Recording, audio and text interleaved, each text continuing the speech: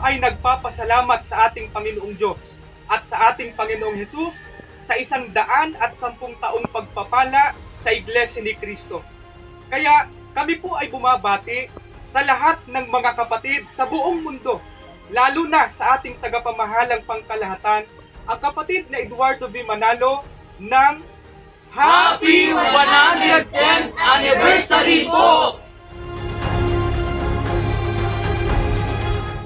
Salamat po ng marami sa ating Panginoong Diyos at sa atin pong Panginoong Jesucristo sa pagsapit po ng Iglesia ni Cristo sa ika-110 taon sa pangunguna po ng ating tagapamahalang pangkalahatan, ang kapatid na Eduardo V. Manalo. Happy 110th Anniversary po! kapatid na Eduardo Manalo at kapatid na Angelo Eranio Manalo at sa lahat po ng kapatid ko sa buong mundo. Kami po ay bumabati po sa inyo ng Happy 110th Anniversary po!